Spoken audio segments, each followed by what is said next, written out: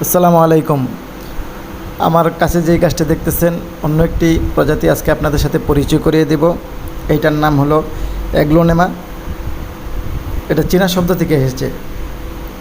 অ্যাগ্লোনেমা হলো আরমান পরিবারের ফুলের উদ্ভিদ একটি প্রজাতি। এরা সাধারণত চাইনিজের চিরসবুজ বলেই ডাকে। চাইনিজরা এই গাছটাকে চিরসবুজ হিসাবে পরিচিত। এটি একটি ইনডোর প্লান্ট। এটা মাটি প্রস্তুত করার জন্য আপনি 40% মাটি, 20% গোবর আর 20% কোকোপিট দিলেই গাছটা সতেজ থাকে। কোকোপিট দেওয়ার অর্থ হইল আপনার পানিটা শোষণ করে ধরে রাখতে পারে, এই জন্য 20% কোকোপিট দিবেন। এই দেখেন পাতাগুলো কত সতেজ, কত বড় হয়েছে। এর পাতাগুলো সতেজ রাখার জন্য আপনি অবশ্যই কোকোপিট দিতে হবে। কোকোপিট ছাড়া এই মাটি প্রস্তুত করা অসম্ভব। কোকোপিট দিলে গাছ বড় হবে এবং মোটা হবে। এখানে কিন্তু 4-5টা গাছ আছে আমার। এখানে দেখেন গাছের পাতা আরও বড় হবে যদি আরেকটু সময় দিই।